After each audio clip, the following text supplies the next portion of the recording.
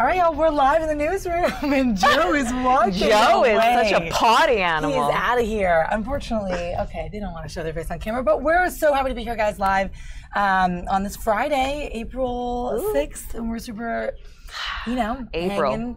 Gonna bring some of the top stories.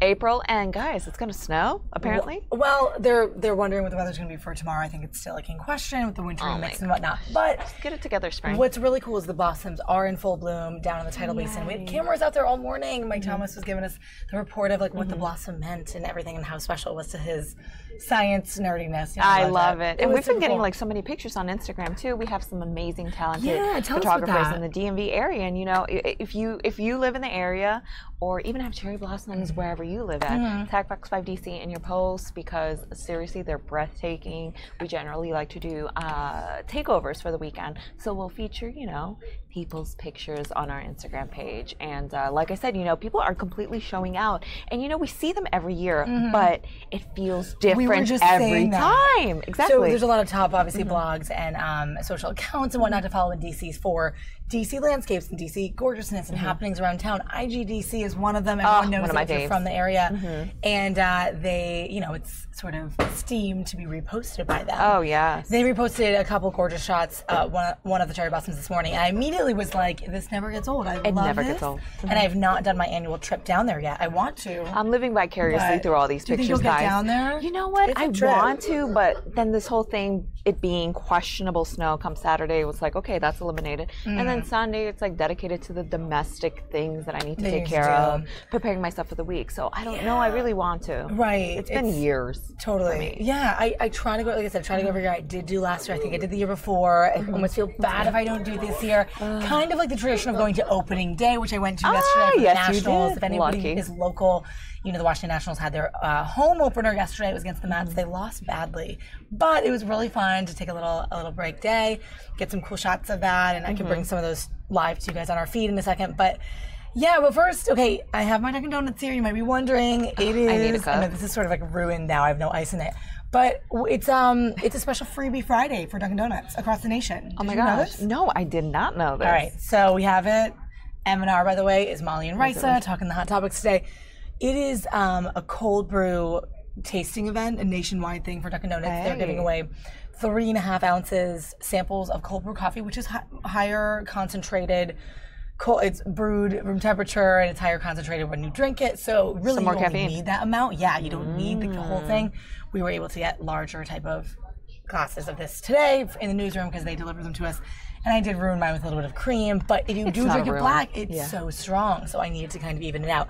Okay. But basically, they steep the blend of their coffee in cold water for 12 hours, and it produces like a distinctive flavor, reminiscent of some dark chocolate and whatnot. It's sort of the cold brew method. Love dark chocolate. A lot of coffee shops are doing it now, but and they have been, but they are launching this thing today. So we had some in the newsroom, and it's a cool freebie. So if you're wherever you are, check it out. It's a nationwide thing. Up until what time? Is there like a dead It is. cutoff? What is the timing? We had this. It is 10 to 2 today. 10 to 2, guys. So it's about that time, too. I feel like for that pick-me-up, generally around 12 is when I like to get up and up again on caffeine because you know what? The morning intake has gone. I know. So. And I believe it's 10. I'm not quite sure. Don't hold me to this, but I believe it's 10 to 2 in your area. So whatever your time zone is, I assume so. Makes sense. Okay. But I know it is more prevalent in certain areas of the country. So who knows if you have Dunkin' Donuts or not. But if you don't, maybe you're more familiar with this company.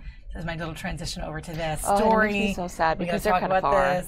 This company, guys, is a little far from us, for us in the DMV area. But whenever I get to it, those, those slushy drinks that they're so known for, it has a name. I forgot the name. But it's like their versions of their slushies that you can combine with like different flavors. So strawberry pina colada, you name it, you got it. And what was their story today, though? There's a thing about. Oh yes. Yeah, I gotta bring it up actually. So it's apparently been a nuisance at a Sonic. I forgot the state that it was. Let's find out. Yeah, we're gonna look at this. Sonic America's Drive-In, as they call themselves, have asked customers to stop doing something that they've been doing in the drive-thru. And this is in Mississippi. Okay. Right, so that makes a difference, right? And basically, huge difference. They've been having too many people smoke marijuana in their drive-thru, and apparently it's an issue. They're saying they will not be served. These people, if they smoke in line after a patron blew smoke in an employee's face. Now that's rude. Yeah, why would you do that? I agree. And I think within the article also it says that employees are just tired of basically intaking the smell. Which you know what? If, for example, me, I can't be around the smell of cigarettes. It hurts my lungs and I end up coughing. Sure. So from that perspective, I would understand why some of these employees would feel a little disgruntled because of this smell. Perhaps they're sensitive to it. Maybe they have asthma, whatever the case may be. They don't want this done in their drive-thru anymore. Apparently it all started with that sort of incident that was definitely, a rude sort of incident that shouldn't have happened. It was 2 weeks ago after the employee had smoke blown in his or her face. That's what they reported.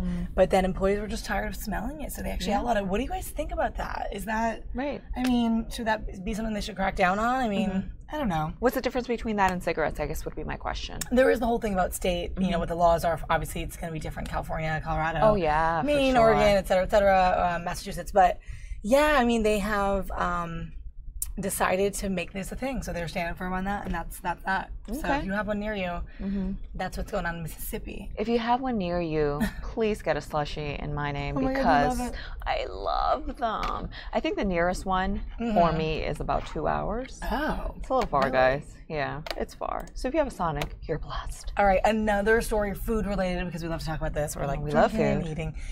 New story about pasta. I'm going to play the story out first, and we're going to talk a little bit about it. But it's this is kind of cool, I know, right? You have my attention, cool pasta. Because it is something I'm interested in too, right? Food and health and whatnot. But then pasta specifically, the new study came out that pasta won't make you fat, is what they're saying. They're saying it has to do with the glycemic index, which is the thing that spikes your blood sugar, right, when you eat something that's high in carbohydrates. Right. The little story here it is. It's about a minute long. Listen to this. To cheer, new research suggests that pasta isn't actually making you overweight. Scientists in Canada developed a system to rate the glycemic index of foods. They discovered a little more than 3 half-cup servings of pasta a week did not affect weight. In fact, those in the study lost about a ½ pound during the 3-month period. It all comes down to pasta's low glycemic index. It doesn't appear to increase blood sugar levels in the same way other carbs do. But note to self, they said ½ a cup at a time. I think most of us have like 3 cups on a huge platter, right? That's only with the spaghetti sauce and the meatballs. Then you add that on top. So that was from one of our sister stations. Okay, now that you say it's every week, it doesn't really wow me. Who basically cuts, let's cut 3½ cups of serving of pasta and spread it out throughout the week. I think the general serving consists of 3½ cups in one sitting. Yeah. That makes me less excited. That makes me less excited, guys. You can eat it daily. It's a thing now. So anyway. Just make sure you spread it out throughout the week. Not in one sitting, guys. Which I know I would do, so. Let me quickly show you my experience yesterday. If I still have it. Let's see if it was at the game. Oh yeah, this was really cool. I just want to show you a little bit. On my day off, I was able to... Oh yeah, that's it already. On your day off, you were being adventurous. Yeah, cool little beer garden that was next to, let's come with my friends there, on First and N Southwest, and then there's a shot from our seats at National Park. Shot. That's really, really fun. We had such a good time. And then also I got a boomerang of the flag. So pretty. Which was really, really cool. I love it. That's a good one. Wasn't that good? I love So boomerangs. It was really fun. And one more time, we'll go back. Yeah. So beer garden, really a new kind of spot for people to kind of gather before the game. I'm told that a 2-story double-decker sports bar is going in that location after the All-Star game. They wanted to delay construction, right, until the All-Star game in July. Okay. So they decided to do that. So anyway, a couple little clips from my experience yesterday at the game, which was awesome. Did you have a good time? How was the weather again? Guys, I had a great time. It was so great to be off, and it's so cool to kind of celebrate. It's definitely a tradition for me to kind of get to the ballpark on the opening day, but it was pretty cold. Okay. They were saying game time was going to be in the 50s. It was definitely 44 when I clocked it when I was taking those pictures. Okay. And it was windy and chilly. You really had to be in the sun to have really any comfort, and you're drinking cold beers, and everyone's kind of reveling and having fun, but the shade, people in the shade, I do not know how they survived. Bless their hearts. So maybe they were having more beer than other people to warm up that blood. It's possible. Maybe. Possibility. I will tell you, the food, it was exciting. People were all over. the new kind of food options at the park, and they were really excited. So nice. It was cool to see people kind of walking around, like exploring some of the new places that are going in. And Nats Park has seen, you know, some interesting stuff go in and out. A little bit of obviously sparked controversy as well with Mike Isabella and the whole sexual assault allegations, pulling his restaurants. They were already going to pull a few of them, and they had a couple other people go in his stead, sort of in his place. Yeah. So a lot of new food options, which is cool. Some new beer options. Love it. We got T-shirts upon entry. It was fun. That's awesome. Good time at the ballpark. You were missed because, guys, she left you me. guys. She's like my partner in crime here, so I was like, no Molly for me. Oh my goodness. That's how I feel. We're just trying to get through it, but I'm really happy to be back on this Friday. It is Friday. We're excited to go into the weekend. Any major plans? I am trying to pop by the cherry blossoms if we can, but same. I'm really going to try. I guess I'll play it by ear. See, you know, if the snow ends up being, you know, if it'll pause any plans. I know, exactly. I wonder. So depending on the call of that, then I may trickle on down to DC, because you know what, guys? I feel like the last time I saw the cherry blossoms was when I was a kid, maybe like 9 years old. And how crazy is it that it's essentially in my backyard and I don't see it? So I totally got to take advantage. I say every year I'm going to go. You know what I feel like also like stops me from going is the amount of people that make their way there. And I'm like, oh, it's busy. Busy. People I know, journalists, bloggers, people that are tweeting and documenting it are like, yeah, the tourists, it is a lot, but they're still beautiful no matter what. They're still beautiful. So they're kind of like, let's get through that and still enjoy it and document it. But I do want to try to get down there. I'm curious if you guys ever go down there. What do you guys think? Are you going this weekend? If you're in the area, I know some of you are not DMV people, but it's special to us here in DC. So it is. We're excited to celebrate it. Quick breaking news item that came out this morning, a couple hours ago. The President Trump, decided he will not attend the White House Correspondents' Dinner this year. He also declined last year. He did not attend. He was not in attendance this year. It is being reported that Sarah Sanders, White House press secretary, is attending, sort of in his place, will sit at the head of the table where to represent the White House. So that's what they're doing this year again. He's not going to attend the annual dinner at the Hinckley Hilton here in DC, where, you know, they roast the president, and it's always funny, and the president roasts back the journalists, and it's kind of a cool thing. I know it's a hot thing for journalists, but yeah, he's not attending again. So that's just, that broke out this morning. Wow. Okay. Just wanted to let you guys know. Interesting. All right. But other than that, you working on any other poppin' stories? I'm just kind of browsing through, seeing what cool pictures people have submitted on Instagram, just kind of gearing up for the weekend, seeing what we can feature, what we can highlight. So just doing a little bit of mind work, I suppose. Just kind of sifting through things. And we'll keep an eye on all the breaking stuff, guys, here in the studio. We're going to look around for whatever's happening, any live events, keep a steady stream for you. I'm hoping to get a camera down at the Blossoms so we can just grab that. If not, we do have some beautiful footage from earlier today that I do want to show you, because the sunrises are just so gorgeous, and our photojournalists are so amazing beautiful at capturing it. So down. Just grabbing the close-ups of those blossoms and just getting the tidal basin. So I do want to show you, especially if you're not from here and you don't know what it's like to catch them. But first, a little political news, guys. Tim Pawlenty in Minnesota, former presidential candidate way back when, just re-announced that he will be running for governor in Minnesota. So we have that footage, just happened. Camera was there, and it was just moments ago, so check it out. The same is going to work, or incrementalism, as it relates to addressing the educational needs of our most challenged and most disadvantaged students, has to go out the window. We have to be innovators. We have to be experimenters. We have to be bold. Let's try a bunch of new things to address the achievement gap in the state of Minnesota.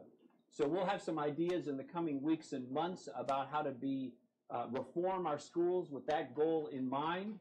But of course, we're going to be talking about how can we help those most challenged school districts, serving our most challenged populations.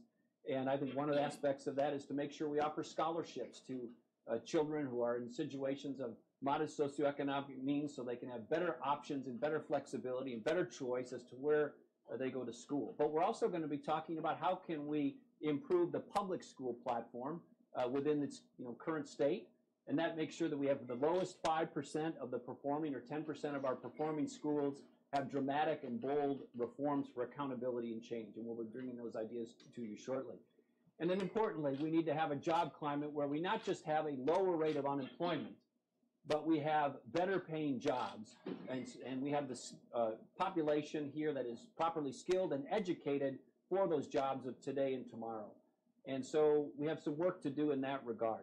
If you think about the mantra that we've all been pushing for a long time, which is everybody should go get a 4-year college degree. And certainly we want to continue to encourage the importance and the value of a college degree. but a four-year college degree may not be the best pathway forward for everybody. And as we think about the future, the skilled trades and the jobs where people can receive a technical education and obtain a technical skill are going to be so vitally important to the economy of the future. I would like to bring technical training back to the high schools, if not physically, virtually, make sure the partnerships between our high schools and our technical college are way more robust, way more modernized, way more aligned than they have been. I think we need to have private sector apprenticeship programs that are then encouraging and helping and supporting those efforts, and also then landing those individuals who take that training into a good paying job. And I think we made a mistake by de-emphasizing and devaluing vocational and technical education in our high schools. Again, we don't want to make it a mandatory path, but it should be an option for more of our students in the future that will lead to skilled, higher levels of skill, higher levels of education, and alignment with a good job. And then lastly, when it comes to taxes and spending, obviously Minnesota is a state where people enjoy a good quality of life, and we want our government to be functioning well. For those things that we do well, or that we offer as a government, we need to do well. And so when you do things like issue license plates and tab renewals, those systems need to work. And we need to make sure that our government is held accountable for good service and good outcomes. But we also need to make sure that the tax burdens are reasonable and that there's good value for the taxes that we pay. And my focus is going to be on tax relief and holding down taxes, especially for those in the middle income brackets in our state. And an example of that will be we're one of the few states in the country, or at least a minority of the states in the country, that taxes Social Security benefits. And so for modest and middle income Minnesotans, we're going to eliminate taxation on Social Security benefits, again, as one example of how we can help middle income Minnesotans going forward. So those are a few of our thoughts about this race. I'm excited about the race. Of course, it is going to be, for a Republican, a challenge in a state like Minnesota, but I'm up to the challenge. I'm excited about sharing my ideas for the future of Minnesota and helping to lead this state forward in a better way. So with that, I'll be happy to take any questions, and thank you for coming this morning. Governor Pawlenty, Brandy Powell, KSTP Channel 5. You just mentioned at the end, as Republican, it could potentially be a challenge in Minnesota. How do you, looking forward, believe that you can appeal to Trump voters? You were very dismissive of then candidate Trump. How have you changed in that regard, or what can you do to get those Trump voters? Sure. I voted for President Trump. I support almost all of what he's doing in terms of policy direction strongly. I just don't like and haven't liked in the past some of his past behavior. So I think the message to the Trump voters is I voted for President Trump. I support most of what he's doing, nearly all of what he's doing on a policy level. I just didn't approve of some of his comments and language and behavior. But you said he was unfit for the presidency. Yeah, and I think on a policy basis, as president, he's done a good job. And you said he was unfit for the presidency, then you voted for him? Yeah, so after the Access Hollywood tapes came out, that kind of set me off, and that's why I made those comments. But since then, he's, I think, made a lot of great progress as the leader of our country, the President of the United States, in terms of his policy priorities and the outcomes, including things like tax cuts, including things like getting tough on immigration, including things like trying to get more market-based approaches and private approaches to solving our healthcare crisis, including stronger military, including trying to get the economy moving at more than just an anemic level, and on down the list. So if you go down the tick list of things that President Trump has done or is trying to do, I agree with nearly all of them on a policy level. I just didn't like some of his comments about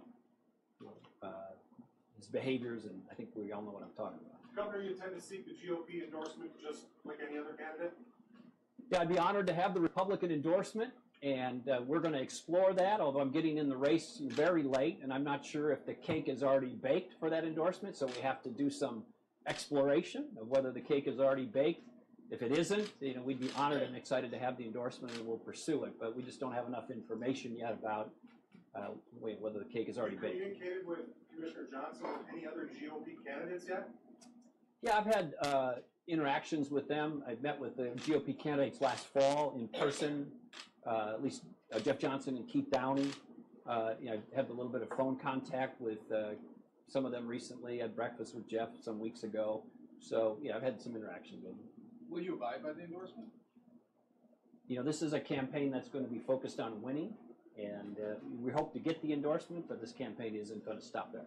Why did it take so long to make the official announcement? There was speculation for months, kind of playing coy with people. Why did it take so long? Can everybody hear in the back what the question was? So the question was, why did it take so long to make the decision? You know, when I met with Jeff and Keith last year, and there's some other candidates in the race too, but they weren't, you know, running back then, I said, look, I don't necessarily need to run. If one of you can get some momentum, get some traction, raise some money, and show that you could be a winning candidate in Minnesota, I'll support one of you. But that hasn't happened. And so we're waiting to see. And I said, if we get into early 2018 and you haven't raised much money, you haven't received much momentum or traction or support, then I'm going to consider it, because I think then under those circumstances we're going to need a stronger candidate. This is a tough race in the best of years for a Republican in a tough state, and we need to have our A-team on the field. And I haven't seen that from the other candidates in the field. Governor, you said earlier that well-off are going to be generally fine. You're coming back here now to Minnesota as someone who is well-off. You've earned millions of dollars a year in your most recent gig. How do you present that to Minnesotans as also the guy who's a son of a truck driver? I want everybody to be successful. And so one of the challenges in Minnesota and our country is the decreasing opportunities for social mobility. And I grew up in South St. Paul, as you know, son of a truck driver. My dad, for most of his life, was a truck driver. My mom was a homemaker. She died when I was young. We had modest circumstances, and I've had the chance to be successful. And I want everybody to have that chance. So I want to be a champion for modest and middle-income Minnesotans. That's my history. That's how I was raised. That's my background. And the fact that I've had some success, I want everybody to be able to share in that. Governor, in 2002, as you were running the first time, right before the convention, you took a no new taxes pledge, a no purpose life pledge. Do you still feel bound by that pledge? Lori, I'm going to tell you this about taxes. I don't think Minnesota is undertaxed. Minnesota is not undertaxed. But I'm going to tell you something about this campaign. I'm not going to sign any pledges. I'm not filling out anybody's questionnaire. I'm not going to be beholden to any interest group. And anybody who wants me to pledge or guarantee anything, they can go fish. I'm going to be my own candidate with my own thoughts and views. And any interest group that wants me to swear to something, I'm going to say, you've seen my record, you know who I am, you know what my philosophy is, and you know where to put your questionnaire or your pledge form. As a third-term governor, would you sign the gas tax increase? A gas tax increase? Yeah, as a third-term governor, would you sign a gas tax increase? I would say the legislature won't pass, and I don't think we're undertaxed in Minnesota. I think the future of transportation, by the way, as cars get more fuel efficient, we get more hybrid cars, more car sharing through Uber and Lyft, and what's coming in terms of the future of transportation. We need to be thinking about what transportation looks like 10 years from now. And I'm going to tell you, it is going to be wildly different. And this is the kind of thinking we need, not from the 50s, not from the 60s, not even from 10 years ago when I was governor. If you want to talk about an area that's going to change rapidly, one of the biggest areas is going to be transportation. And I think we need future thinking about that. For example, in a world where you're going to have autonomous vehicles, is fixed point transportation the future or the past?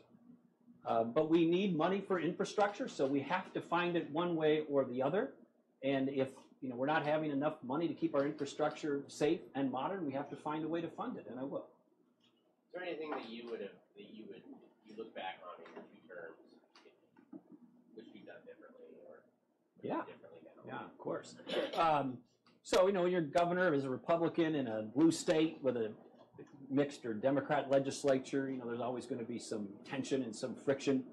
I think I could have done a better job being a uniter as governor.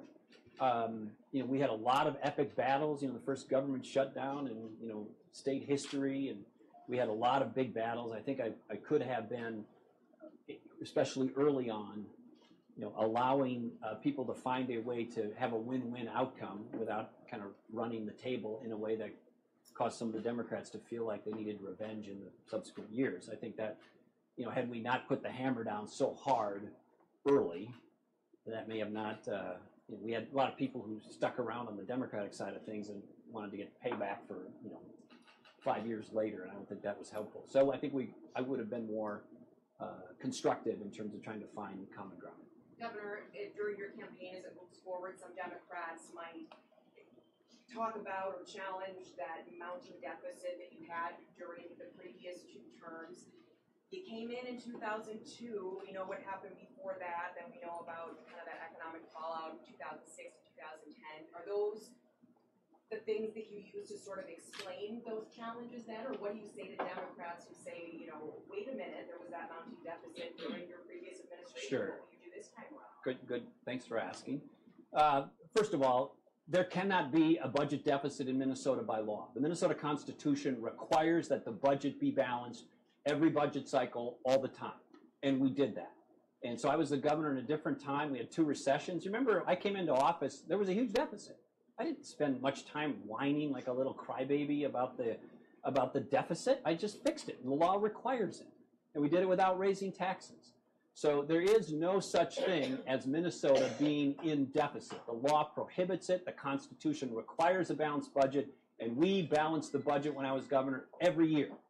And as to the projected deficit, that, you know, when I left office, by the way, I left office in January of 2011.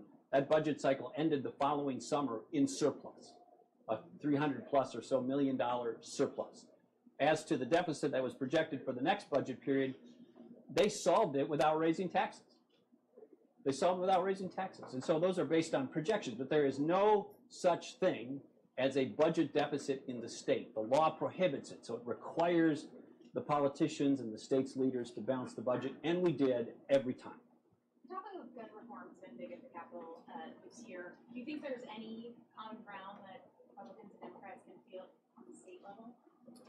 Absolutely. So the question for those in the back related to guns and common ground that may come out of the debate about gun violence and safety, I think it starts with the premise that Minnesotans in their schools, in their movie theaters, and everywhere else need to feel safe. And we want to make sure that we do everything that we can to address concerns about safety in our schools for our children going forward. I'm a strong Second Amendment supporter, but we have some work to do when it comes to increasing our ability to assure the people that we're serving that they will be safe in our state. And they include the following. Number 1, let's make our schools more secure and more safe. And that means giving them more resources and more help to design on a local level the types of security enhancements that they would like. And that could include single points of entry, that could include more resilient doors and windows, that could include school marshals that might be former or current police officers or former or current military members who could help with security as needed. That could include the need for more school-based mental health support services and counseling, social services counseling. That should also include the broader mental health issues in our society, which are becoming really an epidemic, not just in terms of our young children in our schools, but more broadly in our population. And as it relates to some of the other issues that have been discussed at the legislature, there's some good work being done there, and I hope some common ground can come out of it. But we need to make sure that people who have mental health challenges or have a history of being violent don't have access to guns. It's just common sense. And so what does that look like? I think that looks like let's make sure that we have bump stocks or anything that would make a weapon, a machine gun, illegal.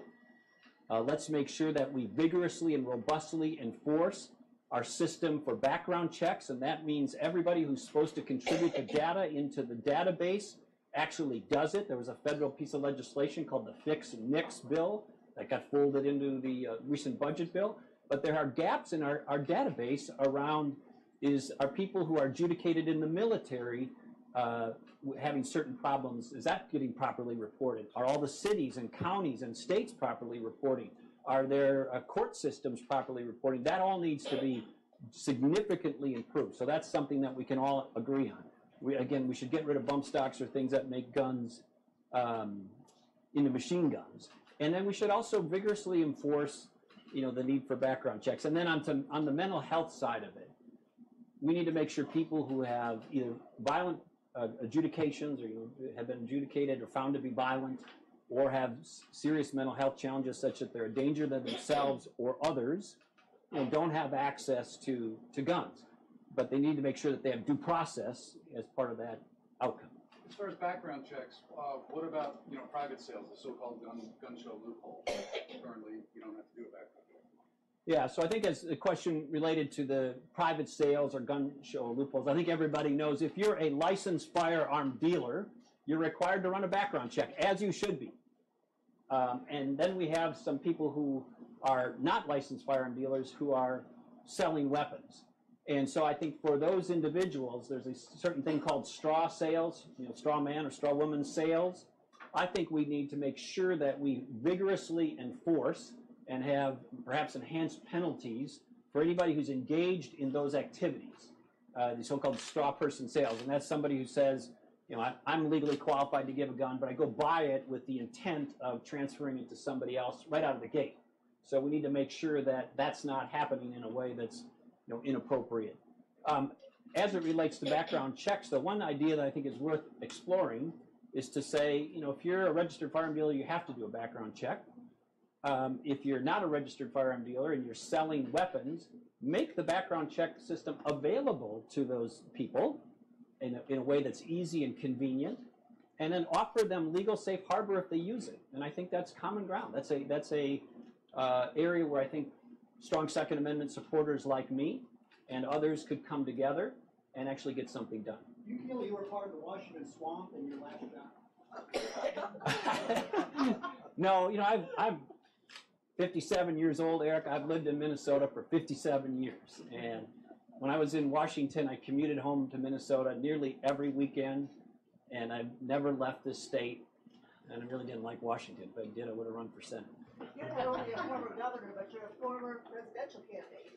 Not a good one either. Well, you still have a presidential ambition. No. And if you're elected No. governor again, could Minnesotans expect to see you? No, absolutely not.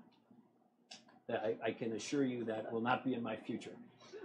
Governor, if you're the Republican that people can choose from, have you talked with any potential running mates, or do you have somebody style in mind of a person who you want to get? We're just getting started, and so we're sort of a startup operation at this point. We've had some conceptual discussions about the timing of that, but not the people. I've had a couple of people call me to request that they be considered, who are wanted to be, throw their hat in the ring, so to speak. But we have not gotten into specific names or considerations. How about these debates that Chairman Downey is talking about pre-convention? I think having debates with other candidates is appropriate and important, and the number and timing of all that's to be determined. Governor, on the opioid matter, how would your ideas for holding drug companies? I'm sorry, what was the other? How would you hold drug companies accountable? Yeah. So the question was, how would you hold the drug companies accountable for the opioid crisis? And it's not just the drug companies. There's a chain of actors here. But to the extent, they have offered or marketed opiates in a way that are excessive or overly aggressive, if somebody goes and gets their wisdom teeth pulled, you don't need, 3 weeks worth of opiate pills to deal with your wisdom tooth pain. A couple of days worth will generally do it. I'm not a doctor, but I think that would be a consensus item. And I think there is good reason to believe, if you follow some of the marketing practices of these large drug companies, they have gotten way over the tips of their skis on how they promoted, marketed, and rewarded the prescribing of opiates. Where are you going to be on the environment, Governor? I remember you had a nice joint appearance with Will Steger, and we're planning some Hudson Bay expedition, and then I think you started running for president, and that kind of went away. Where are you on the environment? See, this is the problem with institutional memory. What is your plans for the environment going forward? And mining in northeastern Minnesota is kind of a balance. Yeah, it is a balance. So in Minnesota, we have to balance, that's a great word, two competing priorities and interests. One is our love for the outdoors, and I think most Minnesotans would embrace the fact that we are conservationists in terms of wanting clean air and clean water and a good environment and access to recreational and outdoor activities, whether that's snowmobiling, ATVing, cross-country skiing, hiking, our state parks. People enjoy. One of our ethics in Minnesota is we love, enjoy, appreciate, and protect the outdoors, and we'll do so when I'm governor. We also need to balance that against the fact that people need to make a living. And one of the ways people make a living in our state, historically and currently and in the future, is going to be mining. And this isn't the 1930s, and we're not a third world country. With modern technology, we can find a way, and will find a way, to do both. And that is advance mining in a modern, safe, and clean way, and also protect the environment. And if we can't do that, we won't move ahead. But I'm convinced that we can do that. When you talk about the 10-year future of transportation, do you see light rail as being part of that future? So, again, people are not quite there yet in terms of what this is all going to look like, in my view. But if you think about the future of transportation, and you have on-demand transportation options that are economical, and you can create efficiencies by taking fixed capacity. So if you go over to, so Blue Cross Blue Shield, 2 blocks down the street here, 3 blocks down the street, there's, let's say, 3,000 cars sitting there all day doing nothing. So the average car gets used about, 20% of the time. And there's a lot of inefficiencies in our current system. And I think the future of public transportation may not look like big, expensive trains going only from one point to another point. It may look like customers and people that we're trying to serve having many more flexible options that are available on demand and more flexible as to their destinations and greater convenience. And I would say probably not at more cost, probably less cost. The financial crisis of 2008 has played an interesting role in your career. First as governor, when he created fiscal issues for the state, then he became FSR lobbyist. What do you think caused that financial crisis? Well, that crisis, the question for those in the back was the 2008 financial crisis and what caused it. Is that a fair summary of your question? So, first of all, as a technical matter, I personally wasn't a registered lobbyist, but I supervised the operations of the organization, which included lobbying, obviously. And by the way, that was an experience that I think is going to be helpful to me as being governor, because I got to work on incredibly important issues like cybersecurity and gained a great deal of knowledge and expertise in an issue like that. I also gained a lot of knowledge about the importance of a well-functioning financial system to consumers and businesses and others that I think could be very helpful to me in Minnesota. And by the way, we have hundreds of thousands of jobs in this state, good jobs, good paying jobs in the financial service sector.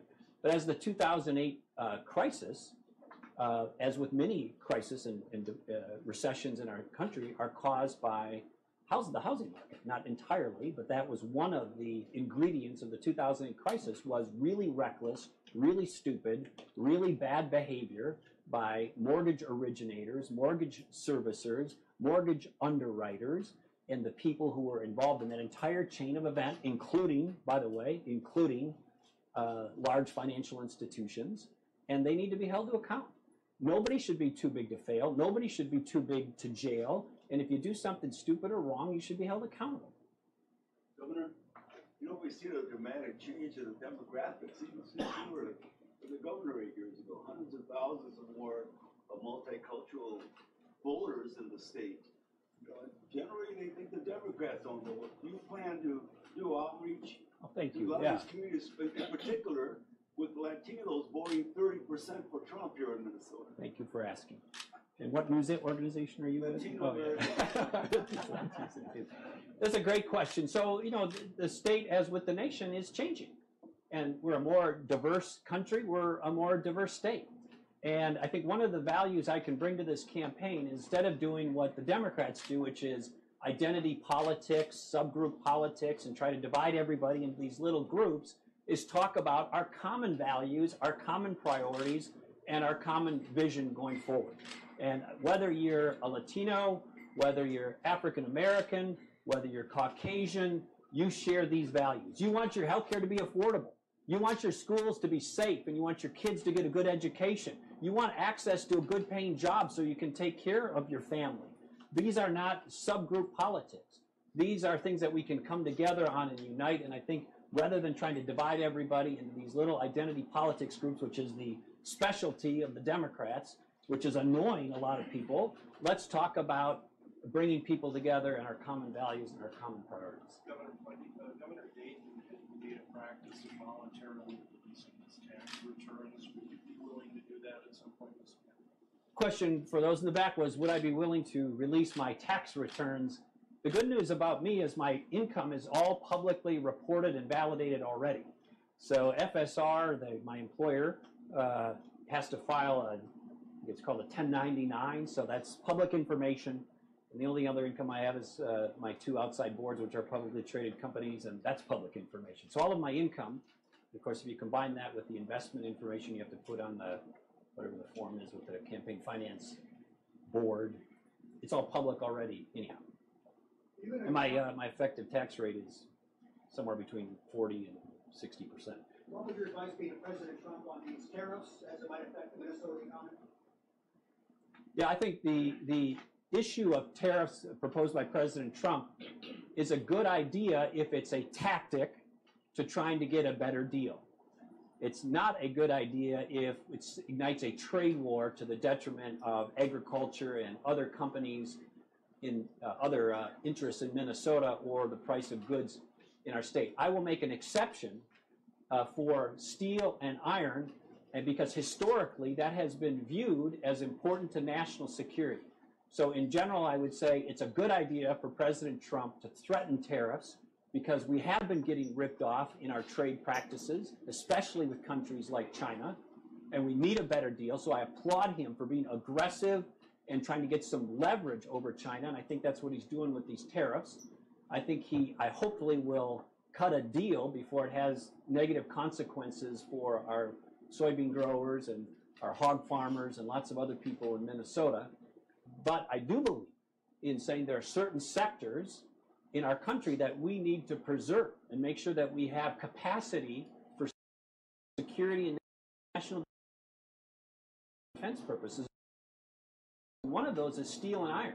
So I support tariffs to make sure that we preserve that industry within the boundaries of our state and in our country. So one more question. Do you believe in global warming? All right, guys, so we'll pull that video for now. It just sort of trickles off for a couple more minutes. That was this morning in Minnesota, Tim Pawlenty announcing his candidacy for governor. Again, he's already been governor of Minnesota, and I thought it was interesting to hear some of his words, how he supports President Trump and was a Trump voter, but also is trying to distance himself from some of the stuff that President Trump has said in the past. So that's quite interesting. He is a Republican. If you remember, he was a presidential candidate in 2012. So he's most known for sort of that in the presidential scene, although his campaign really never took off. And now he's back sort of in the spotlight talking about his platform for the next gubernatorial race in Minnesota. So I just wanted to bring that to you guys. That was just a few moments ago, coming in from our Fox channels to bring to you on the stream. Meanwhile, we have another video coming in. I'm going to kind of figure out what that is, but I want to show you over here. Did you guys see this? So the earthquake in California yesterday, in Ventura, it was in Ventura, California. This is a video from the Channel Islands National Park, and you can see the moment that it actually hits. It was a 5.3 on the Richter scale, and you can see the mama eagle there trying to take care of her babies. Luckily, they were not hurt. According to this piece, they just kind of felt the shake on their own, but you can really see the moment. For online watchers, that was quite a scare for those little chicks, because these 3 little eaglets are in their nest, and the quake begins to shake. The adult eagle flies away, and then it sort of comes back and the shaking subsides. But that was a look yesterday. We'll show you that one more time from the beginning here. Just perfectly at rest here, and then they experienced the shake of their own on Thursday, and some of the online watchers I know were quite stunned to see that, but luckily everything is okay over there in California.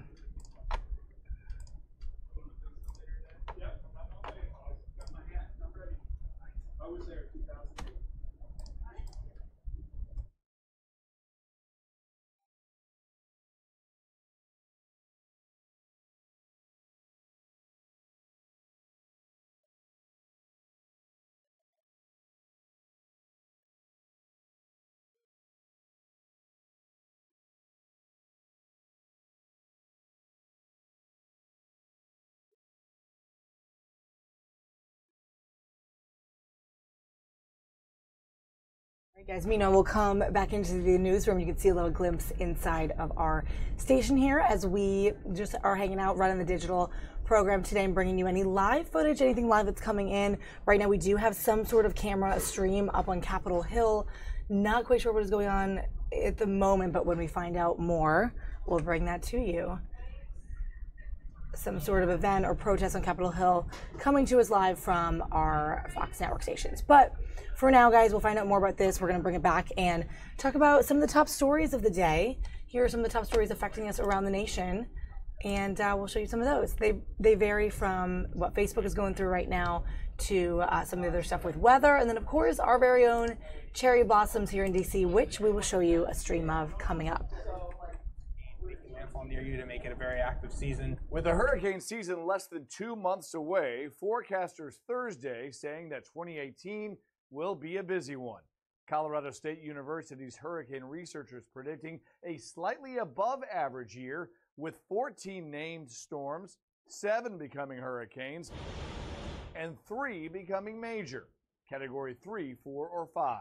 We can't really say this early how the storms that form this year are going to track. Obviously, if we have steering like we had last year and the storms were all going west, slamming into the U.S. and into the Caribbean, that would obviously be really bad. 3 major storms striking U.S. soil in 2017.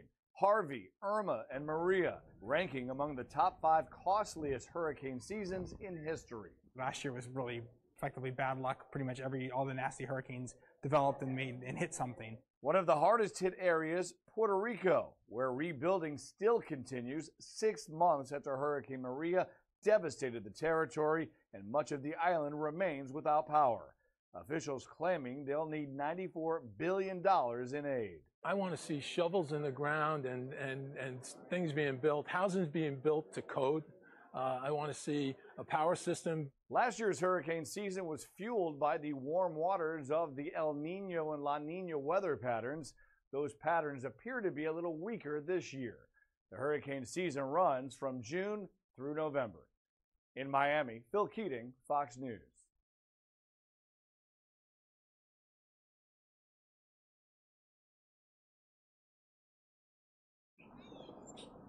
Each spring, these cherry trees attract thousands to the DC Tidal Basin, and if you plant it just right, you can see all 3,700 of them in peak bloom. They're definitely worth the hike. They're gorgeous. While the blooms seem to come out like clockwork, there is a science behind it, and this guy is the master bloom forecaster. There are some natural processes that we can predict, out there, and this is one that we can kind of predict. For the last 4 years, Michael Stakowitz with the National Park Service has been predicting the pink petals' timing.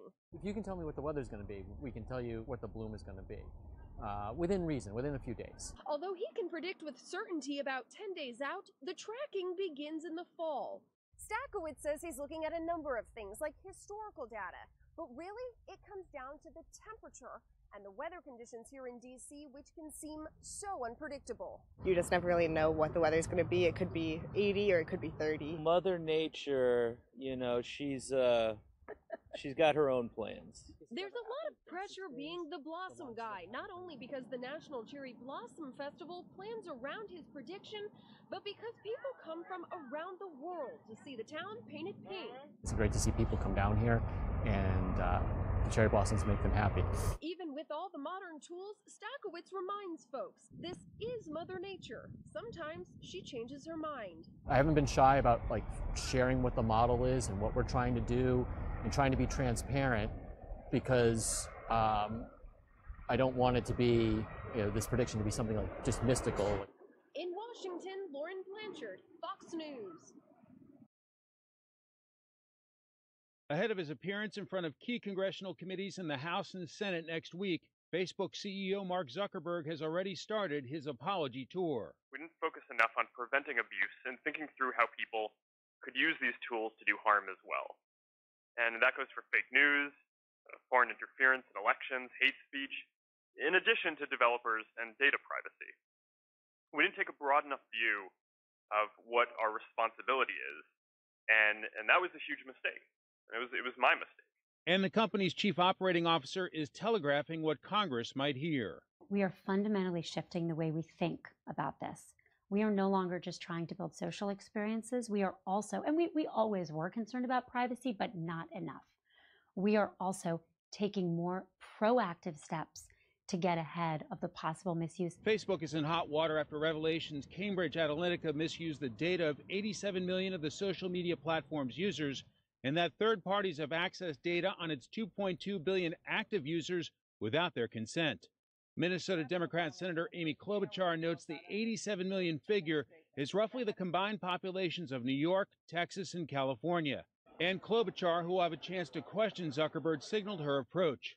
I intend to ask what he is doing to protect the privacy of Americans and how he plans to address the significant breaches in security and trust that have occurred over the last year. Republican Senate Judiciary Chairman Chuck Grassley says users deserve to know how their information is shared and secured. Senate Commerce Chairman Republican John Thune says the revelations have generated significant concern about Facebook's role in our democracy. Congressional sources say these hearings will be the first step toward increased scrutiny of the tech industry, with a particular focus on the data and online advertising business model. In Washington, Mike Emanuel, Fox News. Gonna light it up like it's prom night. Lockers is a what not to do guide for overprotective parents. In the R-rated comedy, 3 high school girls make a pact to lose their virginity on prom night and how their parents react. The cast says it's still unclear who learns the biggest lesson. I'm gonna stop them. I'm in. I think that the movie's a learning experience for both parties. I think adults, because kids already know. The adults are the ones that have to learn. Isn't that interesting that normally it's the children that have to learn, but now our movie posits the question, maybe it's the adults. Maybe they're just saying, hey, you're okay with me. Just like in the movie, emojis can say a lot. So we put stars Ike Barinholtz, Leslie Mann, and John Cena to the test. All emojis have a secret meaning. Hooking up is cool for me. Hooking up might be weird for you, but I think at the end of the day, you'll see that we both like it. I may appear angry on the outside, but I'm feeling so many other things on the inside. This is, may I interject with a point that will change the entire conversation. I used to hold that girl in the palm of my hand. And instead of using weights, wrestling champ John Cena used his on-screen daughter to work out. He lifted me up in one scene that got cut, and it was a truly spiritual experience. He lifted you? He lifted me, and I was like, John, I'm pretty heavy. And he was like, don't worry, I like lift men. I'll do anything for my daughter. In Hollywood, Michelle Polino, Fox News. Looking out in front of the Wingert household Thursday morning, it's a scene out of Adam West's Batman. Parked out front is a 1966 Batmobile, because if you knew anything about Josh Wingert, he loved people and Batman. He would like other guys, but that was it. Batman was the man. He liked the 60s, you know, the cheesy television show. He loved the old Batman. In hospice, we went through the whole series. At 6 months old, Joshua was diagnosed with leukemia. At 1 year old, he went through a bone marrow transplant. Joshua continued to grow stronger, using the Cape Crusader as inspiration. But before Joshua's freshman year of high school, his family was given some life-altering news. Well, on one particular MRI that they had done, they found something. And they said they found a tumor on his brainstem. In February, Joshua passed away. But before he did, Joshua met Bob Goldsand, who just so happens to own one of only 8 replica Batmobiles in the world. Bob took Joshua on a ride. Josh, great kid. We went out for a 40-minute ride. He was talking about his future and how he wanted to be famous, and he ran over to his parents and said, "This is the best day of my life." Before Joshua died, the 17-year-old had one last request, to ride again in the front seat of the Dark Knight's car. So, his parents and Goldsand made it come true. His urn seated in his younger brother Jacob's lap, the Batmobile was escorted by Sacramento police from their home past David Lubin Elementary School. Students cheering and holding signs of the bat signal as the car passed by. And driving in front of Kit Carson International Academy, where Joshua went to high school, before ending the procession at East Lawn Cemetery. Joshua's parents know this is the perfect way to give their son his final ride. This is one of those things, you know, I was asking Jess before we started, I said, do you think he would have liked this today? And absolutely, absolutely. In Sacramento, Pedro Rivera, Fox 40 News. Such a heartwarming story to end of our round of top stories of the day. I thought that was a really nice one from Sacramento. So just kind of stringing together some of the top stories for you to bring them to you on our live stream here. Meanwhile, guys, we still have the cherry blossoms. That's the big story of DC today. We have cameras that are going to be out there sort of morning and night right now. Still kind of efforting looking for a live view of that, but I do want to play out some of the gorgeous footage. Some of the best footage you can get there is during sunrise, during the morning hours, and we did have a photojournalist out there, and they are so beautiful. So take a look at DC's cherry blossoms for just a little bit. We're going to throw up some music, keep it nice and calming for you so you can enjoy what it looks like on the Tidal Basin right now, lining the Tidal Basin. If you never get to come over here, or maybe you're not from here, you get a little taste of that from our camera. So check it out from this morning. Here's what it looks like.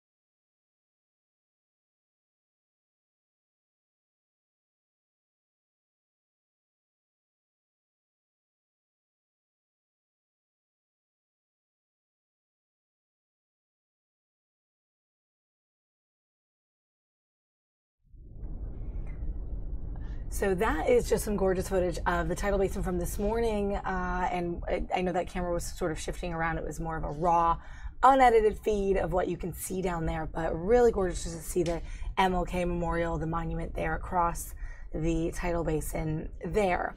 Okay, switching gears a little bit, guys. Yesterday, Michelle Obama moderated what is the longest running women's leadership event in the U.S. It's the 39th annual Simmons Leadership Conference, and it's in Boston. She was there to help empower women, to talk about empowering women to become leaders in their fields, and she was also joined by news anchor Gretchen Carlson and the former CIA operative Valerie Plame. So kind of a good slate of women speakers there for the event. And this is some of Michelle's words from yesterday. I just want to bring them to you on our stream while we jump around different topics here. This was Michelle Obama yesterday in Boston. Law school or business school or med school. So I got into Harvard. What do you know? You go to Harvard. I mean, that was my thought process because I was a working class kid. I didn't know what other kinds of opportunities were out there. And I landed in a law firm working as a lawyer because that was just the next step. It spoke nothing about my passion or my abilities or what I cared for. I had to get off that track and figure out how to get on a track that I cared about because I didn't learn that in college. You know, when I went to college, we didn't have service learning. There wasn't an emphasis on community service, getting out into the community. The Peace Corps was there, but it was way over there. It wasn't something that you did. I think colleges and universities are getting better. High schools are doing a better job of exposing young people to a range of public service opportunities. That wasn't the case. But then you've got to know how to then build a life in that world. And that's often a challenge because those careers don't pay as much. If you're in debt, oftentimes I found that I couldn't take jobs that paid less because I had a mountain of debt because of my law school and undergraduate loans. So I think young people need some help and structure to figure out how to break into those opportunities and then how to survive in them. So that's some of what we hope to do through the foundation. And I also hope to continue my work on healthy eating and girls' education, but the foundation will be the platform, the base upon which we build the rest of our work. So we will hear more about this? Yes, indeed. Yes, indeed. And we will need and be looking for help all over the place. Help and engagement. So yes. Great. So let's talk about your time at Princeton. You have said in the past that when you got to Princeton, you really didn't know what you're getting yourself into. In fact, you made the comment that you brought the wrong sheets for the bed. Yeah. Yes. Oh, yeah. But you also say that pretty quickly you figured it out. Now, today we find that many of our students are from first-generation college families. They have really no understanding of the culture they're going to find themselves in. That does not seem to come as easily to many of them as you seemed to take time to figure out. And I'm wondering if there's some key to that, something that happened for you that said to you, I'm going to grab this and I'm going to figure it out. You know, for me, I think I was fortunate enough to understand that part of my strength out there in the big world came from the fact that I always had a safe place to land. And before college, that safe place to land was my home. You know, you go out into the world, you get battered and bruised, and you come home and you go into the kitchen and open up the refrigerator and let loose on your mom, and she tells you it'll be okay, and she sends you on back out there. You know, I came from that foundation. So one of the things I learned was that having that foundation was important to my own personal survival. I had to have a place where I could feel at home, where I could feel myself. And the challenge that minority students, first-generation students feel on majority campuses is, how do you ever feel at home when you're the only one? Yes, absolutely. Where do you land? Where is your soft place to land? And a lot of times it's having that place. So I think part of the job falls on colleges and universities to understand that, that diversity doesn't work if you're taking a small minority and scattering them among the majority and saying, ta-da, we have diversity, and everyone's going to be okay with that, because the few sprinkles are going to get lost. Because it's hard being the only one. Yes, it is. When you're sitting in a majority class and you're the only one fighting for your perspective, or you feel that people just don't get where you're from, when the misogynistic, racist comments happen, and at the even most well-meaning schools, someone is going to say something that makes a first-generation kid feel less than, and not even intentionally, because you've got people coming from different backgrounds and perspectives. They will even run into closed-minded faculty members who will make them feel less than. So where do these kids go? For me at Princeton, there was the Third World Center. You know, at least before the undergraduate sort of life system was put into place, which I think was a bit problematic. Black kids, minority kids, had a place to congregate. It was okay to be the black table and to sit with people who made you feel good and feel at home and give you that soft place, and not to be felt like you were isolating yourself. You know, because so I embrace that part of Princeton. That part of Princeton saved my life. Now there are organizations out there like the Posse organization and others that are designed to encourage schools to not admit one or two, but admit communities of kids, and then help them be a community. Right. So that when they go out there and they face things that are uncomfortable or unsure, they have a place that is sanctioned and approved by the place that's protecting them, to allow them to be themselves, and not to view that as a threat. Right. Not to view that as isolation, but as survival. Right. I sought that out for myself, and that experience, that community, having some mentors in my life, being able to build a new safe space for myself, saved me, and it allowed me to ease into the culture as I felt comfortable. Yes. So, did you feel comfortable by the end of 4 years? By the end of 4 years, I felt comfortable at Princeton throughout the experience because of the community that I had. But definitely, I was a kid from the south side of Chicago growing up in wealth. Growing up on a campus of wealth and privilege that I had never seen before. Yes. Yeah. I mean, one thing that it helped me understand was, I came in feeling like an affirmative action kid, that as a kid from the public school, somehow somebody must have done something for me in order for me to be there, right? And when you feel that, you're constantly knowing that people are looking at you like, oh, I know how you got in.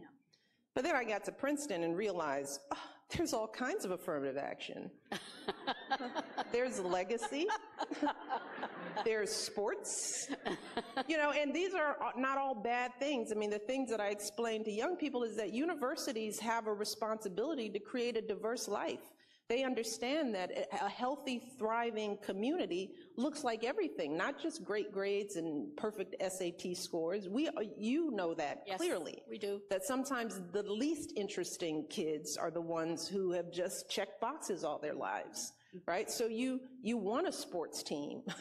You want some esprit de corps. You want some diversity because of experience and approach and knowledge and ways of learning, because it creates excitement in the classroom and on the campus. It's just that in our society, somehow, when affirmative action means color, it's deemed to be problematic.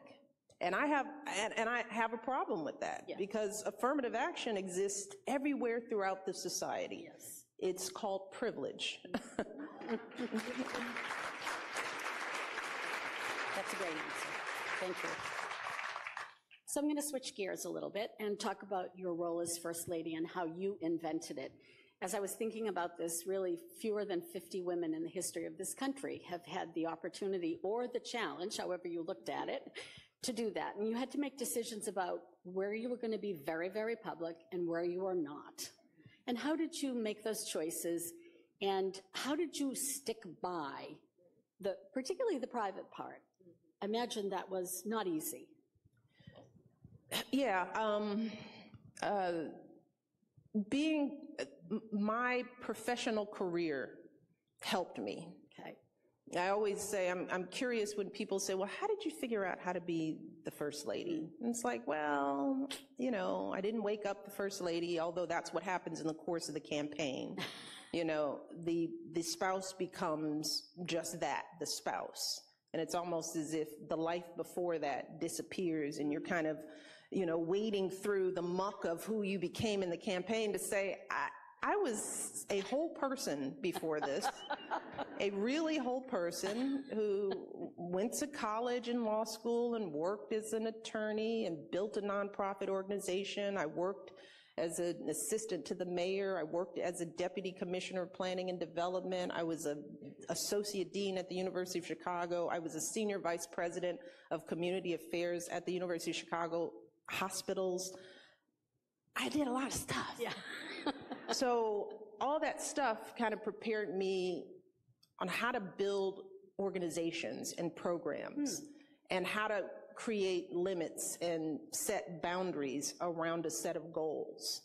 And I applied that to my time at the First Lady's, as the First Lady. I knew, first of all, that the desires and demands would just be infinite.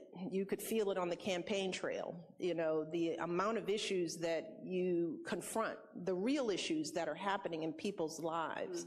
And when people think that you can change it, they implore you to do so. And every issue does matter. Yes. It really does. But there is just no way that one person in one administration for 4 years or 8 years, if you're lucky, can do everything. So I knew I'd have to narrow and I'd have to focus, because my goal, as I told my team when we started, was that I wanted to go deep into issues, not broad. I didn't want to be all things to all people, but I wanted to try to move the needle on a few key things. So that required us to be really strategic and focused. So I picked 4. And I picked them based on things I cared about, things that were consistent with what my husband's administration was doing, because I also saw and learned that if you go too far off the mark as the first spouse and pursue things that the administration can't, won't, doesn't have the resources to do, then you're sort of an island out there. And I picked things that I thought were needed at that time in the nation's sort of life, that were relevant. And childhood obesity, while when we first announced that, felt to many like a non-issue. It was a surprise to me, because a lot of people who criticized it, I thought, oh, you don't have kids, or you're not a working parent, sort of struggling with a lot of these issues, or you're not taking kids to well child visits and hearing this information. Because I saw it in my own neighborhood. I saw childhood obesity in my own house, as I learned, as I saw my oldest daughter, when she was a child, her BMI getting out of control because I was working on a campaign, working at home, taking my kids to fast food places, feeding them juice boxes, and they were watching TV, which is part of the pattern that happens. So I knew that that was an issue. I also knew that my husband would be dealing with health care and health reform. And I thought, well, we can be one of two things in this country. If we don't want health care, then we sure in the heck better be healthy.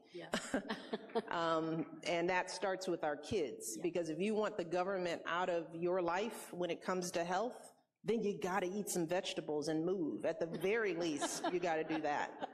So it's like, whether you like health care or not, you know, how can you be against helping children be healthier? I picked military families because very famously you did. We were in the midst of 2 wars and we were talking strong defense, but what I was seeing out there were families that weren't even in the back of our minds as Americans. Most Americans don't recognize the sacrifices that military families make unless they are in one or live in a military community. I think you're right about that. So my thing was that if we want to fight wars and have a strong defense, then we better take care of our troops and their families, and we better do it not just in word but with deed. I picked education because education mattered to me. Sure. And I wouldn't be where I am, and I know that many young people don't understand the importance of college. So that was just some of the thinking of why some of those issues were important, why they mattered, and why we limited it. Yes. Because in order to have impact, we had to really focus on those issues. Because as First Lady, you also don't have a program budget. You don't have legislative authority. So we also had to be creative in working with other departments. So with every initiative I picked, we had to build support in agencies. So with Let's Move and Health, we worked with Secretary Vilsack, the Department of Agriculture, with our Military Families Initiative. Jill Biden and I, we worked closely with the Department of Defense and with the Pentagon, with the Department of Labor, because we were creating jobs. So you have to build those relationships and work to leverage your power in order to have an impact. And to do all that takes a lot of time and a lot of energy. And like I said, we were the swan on the lake, or my job was to be that swan, but there was a lot of paddling going on underneath. So my goal was that my view was that if I knew my issues and I worked on them, it was easier to say no and to be very clear about my yeses and nos. So by focusing and targeting and strategically being clear on what my initiatives were, it was easier to distinguish what I should and shouldn't do. Yeah. And to articulate that to people so that they understand and know wasn't personal, or that I didn't care, that the issue wasn't important.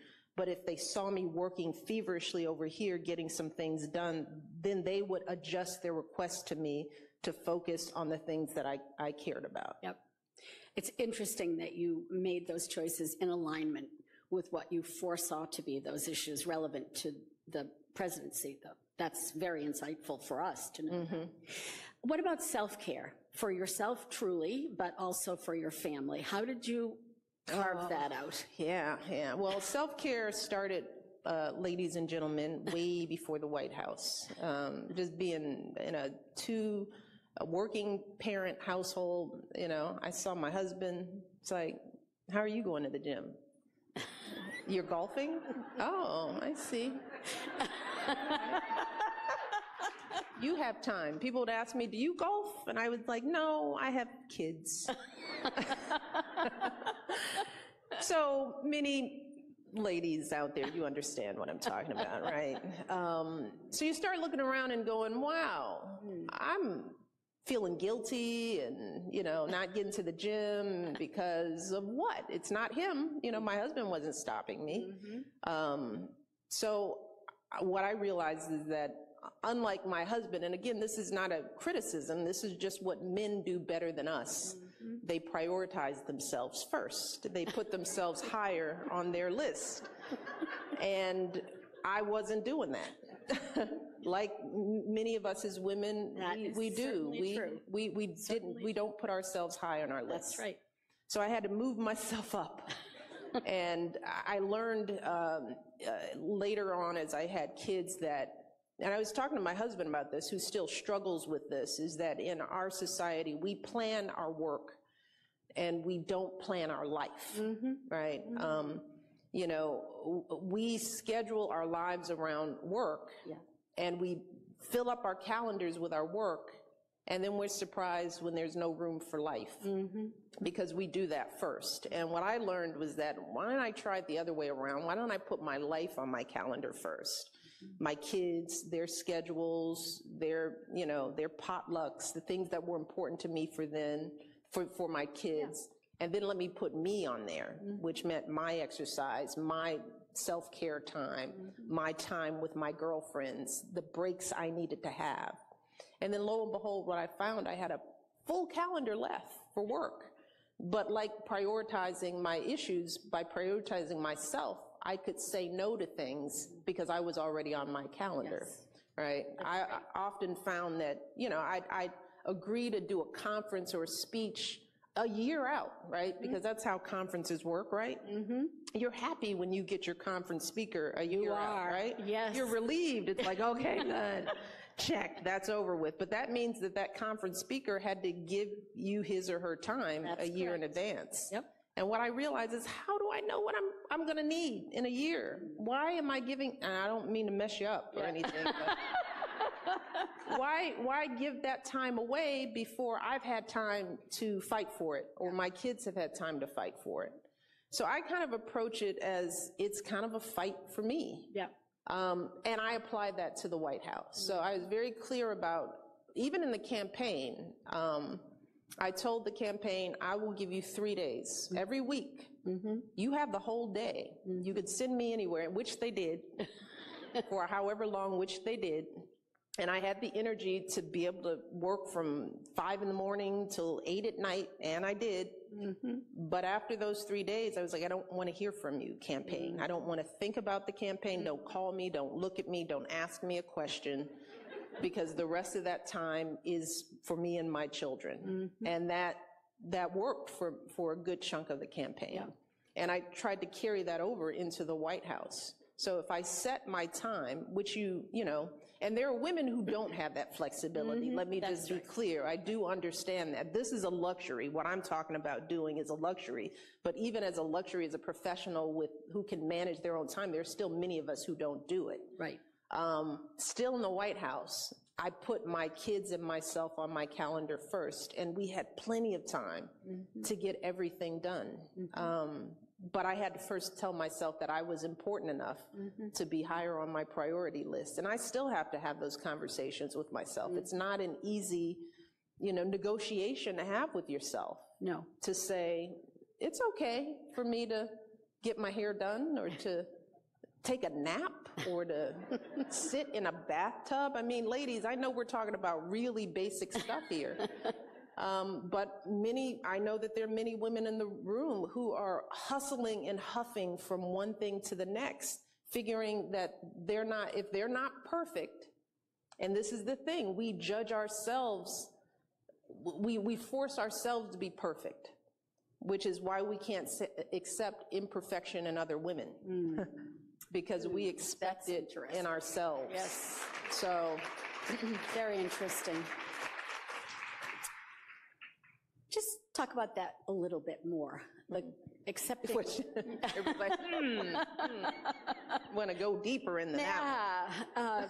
Not accepting imperfection in other women. Do you think that's a trait of women? Yes. Yeah, I do. Yes. I do, in all honesty. I think that's how we're raised. I think about the relationship with mothers and daughters and mothers and sons. I don't have sons, but just as a woman, I'm always more sympathetic to the man, because I think, oh, what a fool.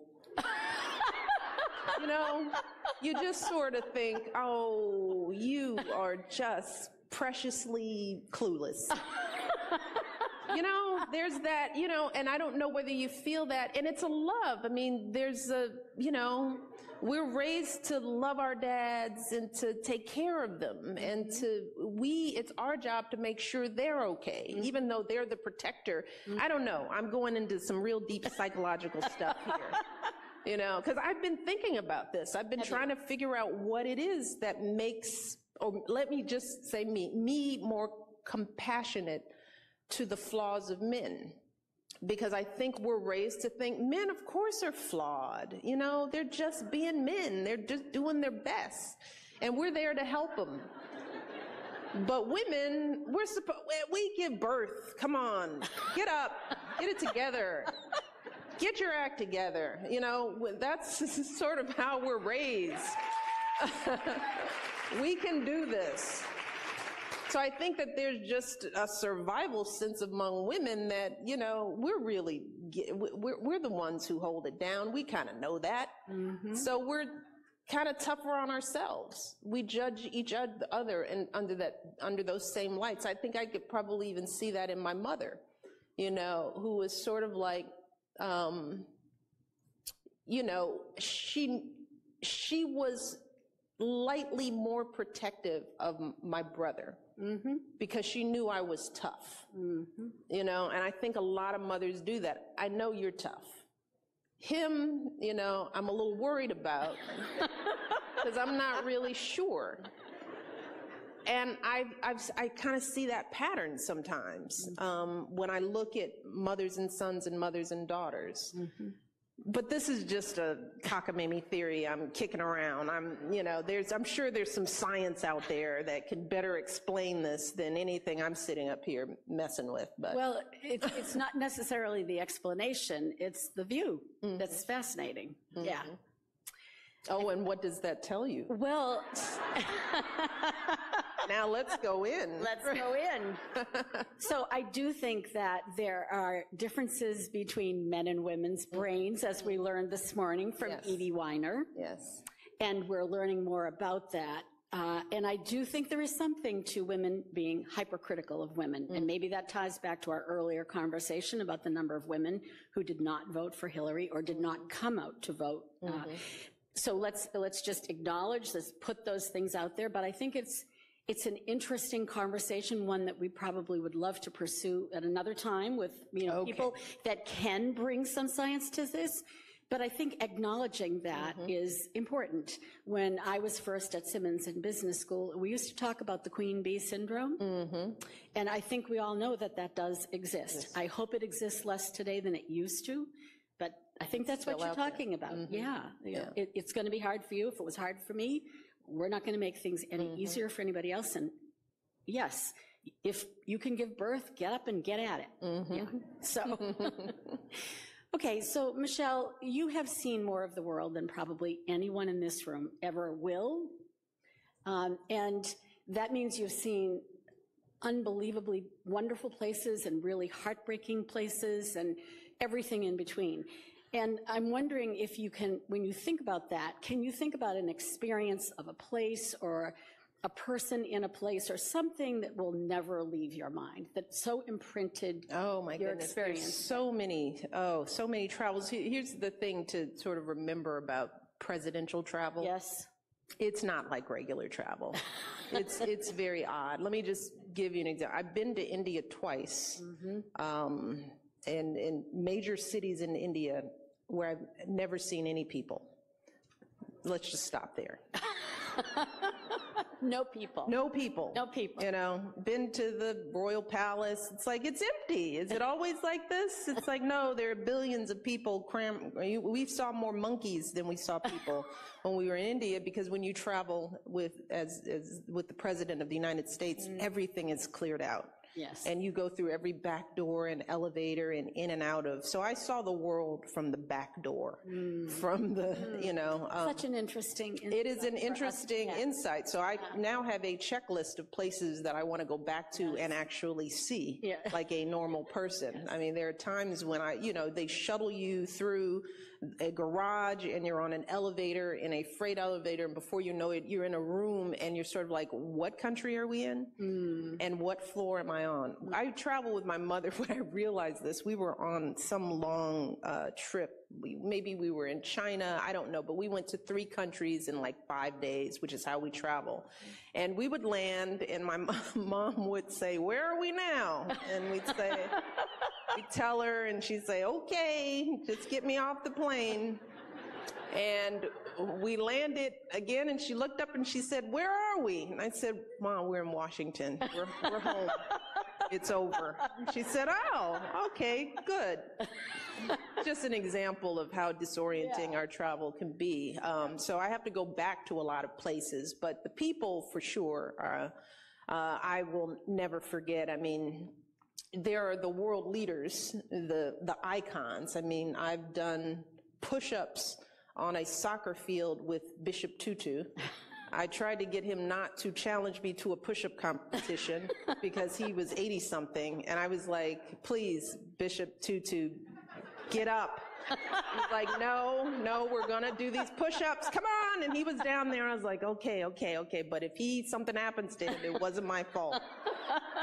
I have had the privilege of being in the private home of Nelson Mandela and spending time with he and his family, which is a moment in time that I never will forget. He was in his late stages, so I don't know if he knew who I was, but his entire family was there, and it felt like sitting in the home of my grandfather on the south side of Chicago, the same sort of spirit and energy. And I was there with my mother and my daughters as well, so it felt like a real family experience.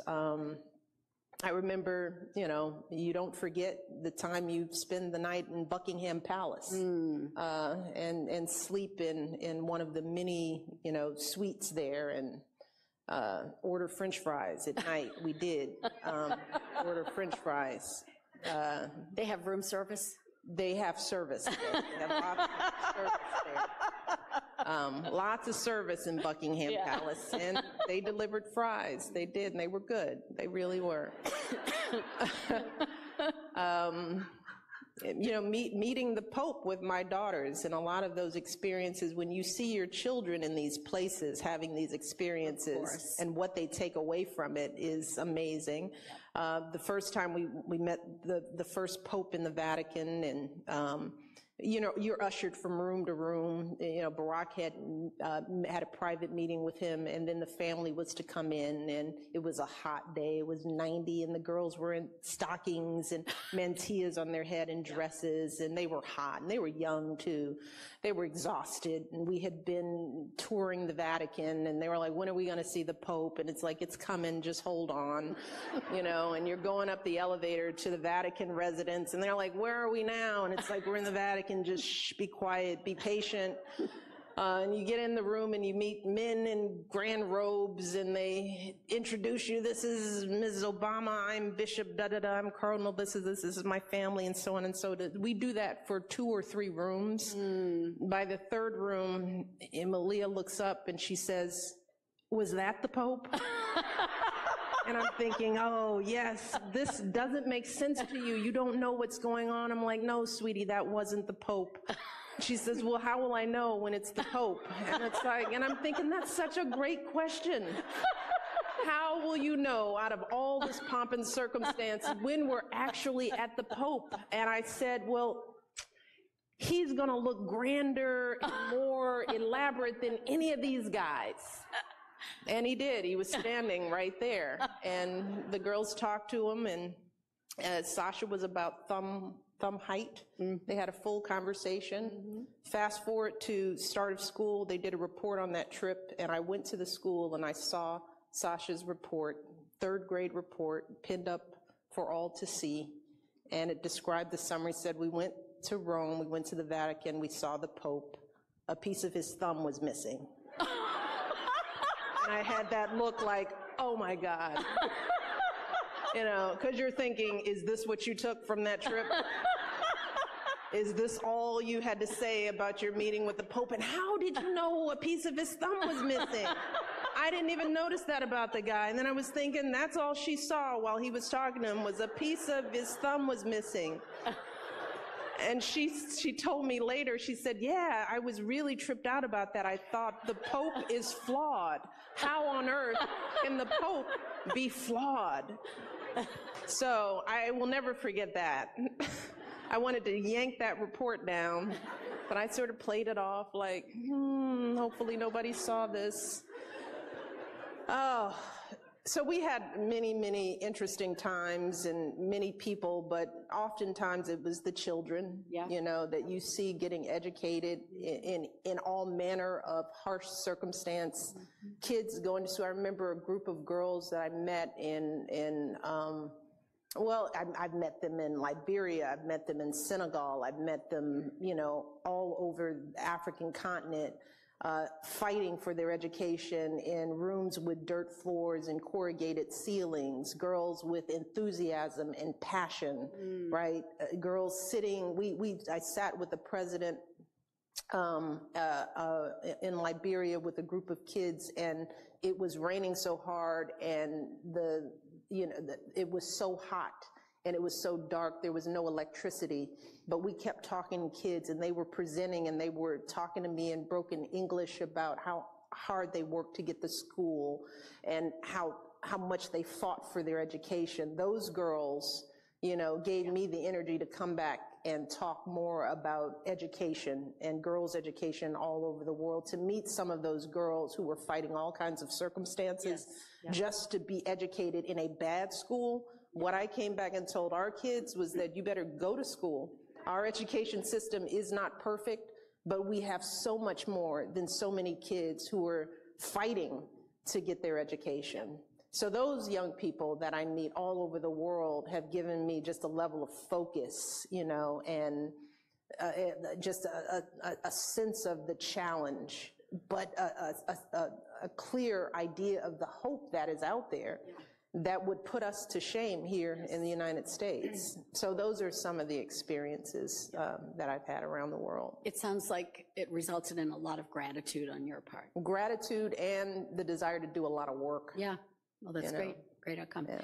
Okay, we're coming close to the end. Okay. So I want to ask you a final question. I want to ask this respectfully because obviously no one's life is easy, but things seem to have worked out for you, Michelle. And they don't work out for everybody, but usually even if they work out, there's something that's happened that you think, boy, if I could do that over, I would surely do that over. Ooh, yeah. Anything in your life that you would say, I'd do that over? You know, it's probably those times when I doubted my own instincts. Mm-hmm. You know, I think that I suffer from the same thing that women and girls suffer from. I mean, we second guess our voices, you know? Yes. We hold ourselves back. We question ourselves. We are so in our heads about, and so busy trying to be perfect that we don't raise our hand and ask the question. We don't interject. We don't correct a wrong when we see it happening right in front of us in the business world, in our professional arenas. We think too much. And if I were to do anything over, I would do over those times when I held my tongue. You know, when I second guessed my voice, when I was afraid of being wrong or looking stupid, I would do that all over again. Especially as a young girl, I would be unafraid to be wrong. I would be so brave about speaking up, even more so than I did. I would be outside of my head more. I wouldn't be worried about failing. And I think for me, I had those issues when I was young. You know, I worried about getting things wrong and looking stupid and not saying things just right. And then you grow up and you sit at all these seats of power, and you sit around people, you go up the ladder and you realize, gosh, a lot of these people don't know what they're doing. You know? But it doesn't stop them. You know, I have witnessed a lot of failing up that happens all over the place. And if you're not at these seats, you think they're perfect seats. You think there's some magic happening there. And it happens all over the world. People with power, with money, you know, with esteem, and you sit down and talk to them, you go, wow, is that all? Is that it? Is that what I was worried about? I didn't think I could measure up to that. And it's that lesson that I just want young women to learn. It's like, this isn't magic. You know, none of these folks out here that are running things are perfect. They fail, and they fail often.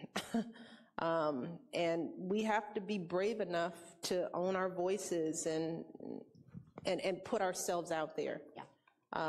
And to be okay with being imperfect, and to be okay with the imperfections that we see in one another. Yes. And I, you know, if anything, that's the hope that I have for our country as we move forward. You know, that we become more tolerant of difference and one another, that we don't fear that, because part of that fear that we see out there in the world today is the fear we have inside. It's our own fear that we're sort of putting on others. Yeah. You know, we are more alike than we are different. That is true. That's the one thing I've learned. Yeah. And if I would do anything else differently, I'd be more open. I'd try more things. You know, I'd travel more. I'd go to places that weren't that safe. Yep. You know, once I had my footing at Princeton, I should have gone abroad.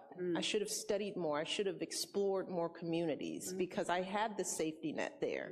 I didn't know how safe I had it. I had a good anchor, you know, and I think more and more young people are being taught to explore and to step outside of their comfort zones. But you have to have a comfort zone to step out of first. So that would be what I would do over in my young life. And gosh, no telling where I'd be if I'd done things a little different. On that note, we thank you very much for spending this time with us. It was Thank wonderful. you so much. Really, lovely. Thank you for having me.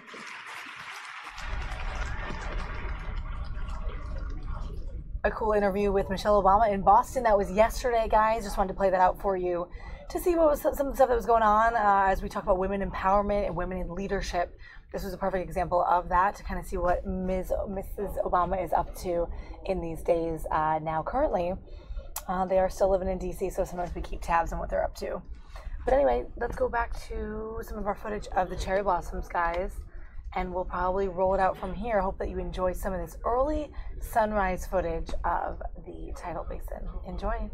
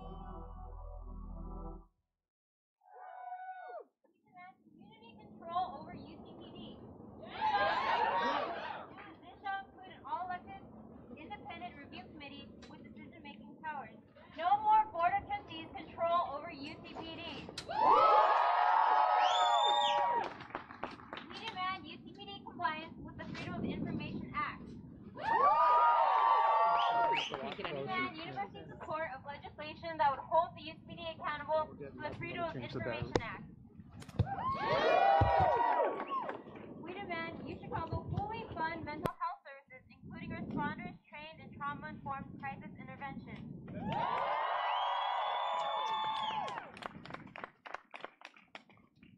Also, the university's policies of forcing involuntary leaves of absences must cease immediately, deterring students from seeking out on-campus mental health services is harmful and not effective. We demand community safety for all, from community members to students on the south side of Chicago.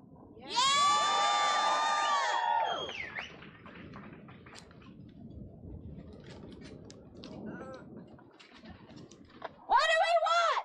Justice! When do we want it? Now! What do we want? Transparency! When do we want it? Now! What do we want? Justice! When do we want it? Now! What do we want? Justice! When do we want it? Now! Thank you. Next, we will have someone from UChicago Student Action, Anjali.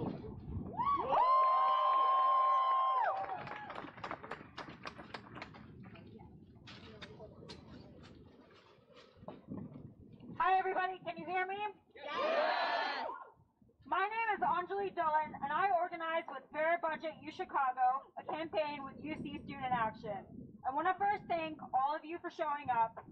If anything, the event 2 days ago on this campus is a reminder that in the face of extreme systematic violence against the marginalized, we have power when we come together and mobilize to demand change. That's right! So thank you for coming, and please continue to show your solidarity against injustice and impunity.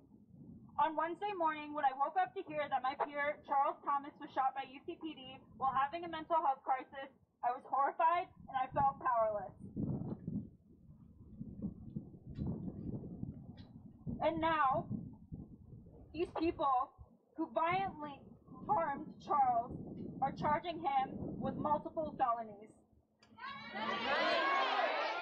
They gunned him down, and now they're punishing him for it.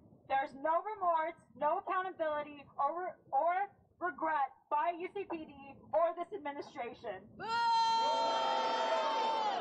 As a person of color who struggles with mental illness, this shooting is a clear message to me and everyone like me that we are not safe and the university does not care about us.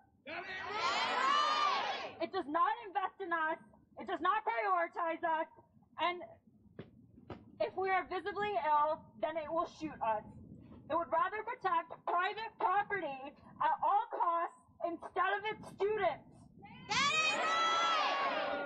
To the prospective students visiting this campus today, don't be fooled by the university's claims of freedom and progress. This university does not care about you. You are seen as liabilities that will be silenced if needed.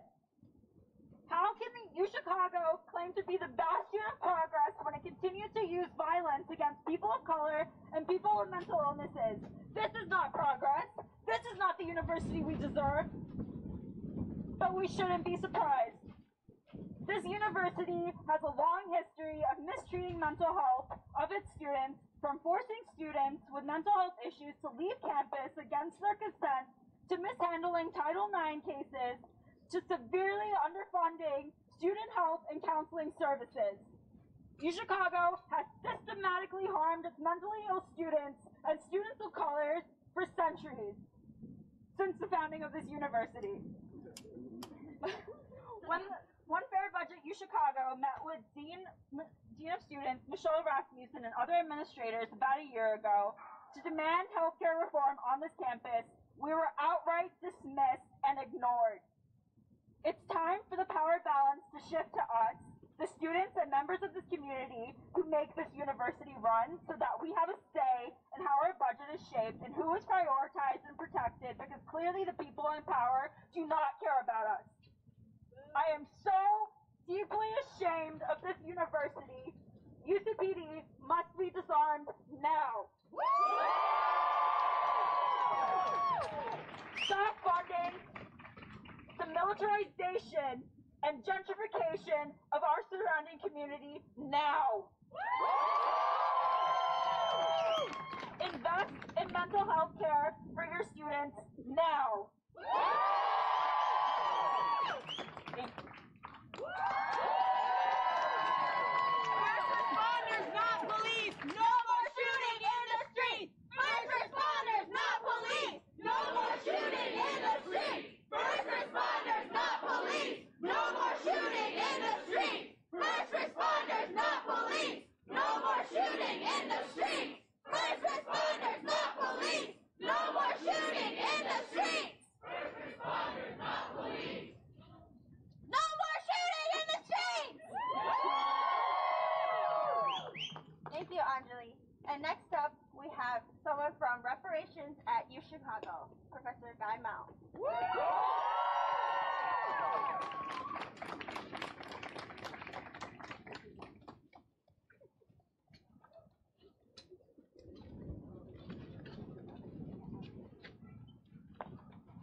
First and foremost, I'd just like to center Charles and his family in this space and ask that we take a brief moment of silence to just think about him and his family at this moment.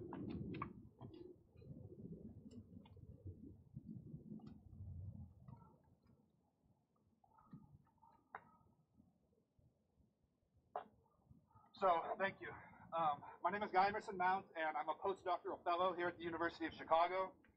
I'm also one of the founders of the Reparations at UChicago working group that recently uncovered the University of Chicago's historical ties to slavery, and I've been working with community organizations on the south side of Chicago to build out a reparations commission to contend with that legacy. I also teach about the history of restorative justice in the Department of History, and this quarter I'm teaching a course on the global history of hip-hop. Last Tuesday, Charles was in that class on hip-hop at the University of Chicago. This Tuesday, he was not in class. This Tuesday, he was shot by the campus police force of the University of Chicago during a mental health emergency. Yesterday,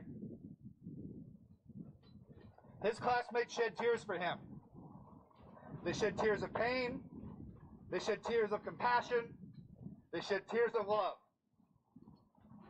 Some as a direct love for Charles, and some as a direct love for humanity and a love for the sanctity of human life.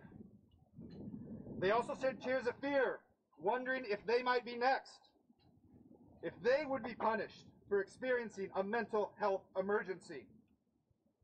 They also shed tears of bewilderment, not knowing how the university that was supposed to educate and nurture them could harm one of their friends under any circumstances. President Zimmer, in an email to the campus, in response to this, said that this event was, quote, protocol.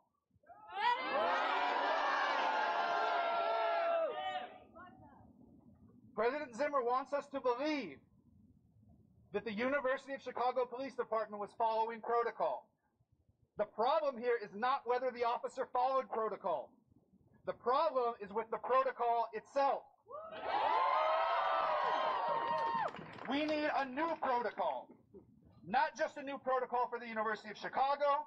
It is simply an institution replicating the social, cultural, financial, and political norms of the wider society.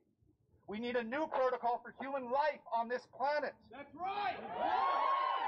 One that values people over profit, one that values human life over bureaucratic procedures, one that fosters a love for humanity that is so deep and so all-compelling that we would gladly risk our own life to keep those around us safe from harm.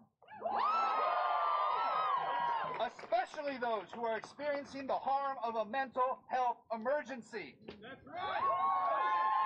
Several black students in my class described the ongoing pain and trauma they experienced during the very discourse surrounding this event on social media and in classrooms. Let me state this very clearly. Charles is not to blame for having a mental health emergency. Charles is not to blame for acting irrationally during that mental health emergency. Charles is not to blame for ignoring officers' requests during that mental health emergency. Charles is not to blame for being shot, period. He is not to blame morally, he is not to blame ethically, he is not even to blame legally. Charles is not to blame here. What is to blame is our punitive criminal justice system, as well as the state policing apparatus that routinely shoots black, white, Latino, Native, queer, and immigrant peoples dead in the streets as if they were subhuman. And if you survive, as Charles thankfully did, you face something perhaps even worse than physical death, where at least you might have been at peace. You face a social death within a criminal warehousing system that attempts to convert surplus workers into profit-generating assets on a balance sheet. To ask if the police were justified in their shooting is the wrong question. This whole system is wrong. The right question is how to radically transform our society and dismantle our historically unprecedented punitive justice system that shoots, locks up, and surveils more people per capita than any system in human history. This is not normal. This has been normalized. We need to create a new norm, a norm based on violence prevention, mental health advocacy, and preemptive reparations in the form of housing, healthcare, schools, childcare facilities, and intervention programs. We don't just need reparations for Charles and his family in this particular case. We need reparations on the entire south side of Chicago and in the nation at large. Not just to compensate the descendants of enslaved peoples for the unpaid labor that their ancestors performed in the building of this very university and this nation. Not just for the victims of police violence, but to signal a new set of human relationships and to build a new way forward. A new system of restorative justice, where restorative justice is the new norm, the new protocol, a system based on love, compassion, forgiveness, redemption, and the highest values informing humanity. This is a time for everyone on campus to unite and make sure that Charles' shooting becomes an awakening for this campus and indeed this planet. Another world is possible. We must build that world together so that Charles' shooting will become an impossibility. Thank you.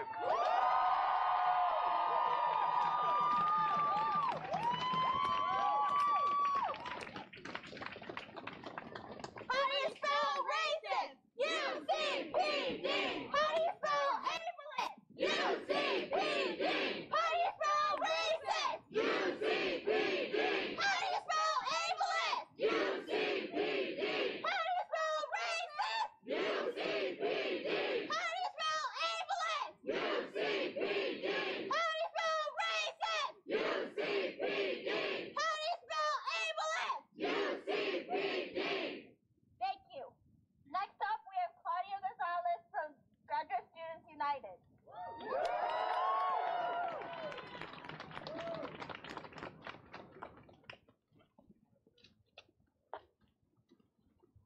So my name is Claudio Jacobo Gomez Gonzalez, a member of Graduate Students United. I thought it was really important to come out and discuss with y'all what I think leveraging our bargaining for community justice, especially around the disgusting abuses of the UCPD, might look like. Now, as we all know, what we're rounding about today is not new. This institution's vast wealth is directly inherited from its ties to outright slavery. The university has been complicit in explicitly racist housing programs. The university continues its traditions of exploitative labor practices, manufacturing gentrification, and terrorizing its community. The massive waves of privatization, the attacks on labor, which disproportionately rob women and people of color, all these can be traced back to institutions like this one. On Tuesday night, a student desperately in need of aid was met with potentially lethal force and then was branded as a felon. This university is famous for being a crucible of inequality and exploitation. And to fight that, for our demands to be heard, our contract negotiations have to become bigger than workers and their bosses. They have to be about communities organizing against the broader power that oppresses them both, rather than shrinking back and fighting as the university fights or pays to strip away our rights. We must demand justice for all, a culture where labor understands its shared fate with community.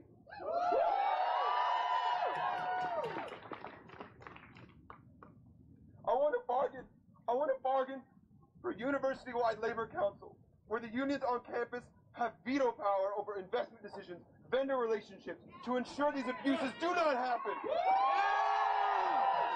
I want open bargaining sessions where people who live here can come to directly demand accountability and justice.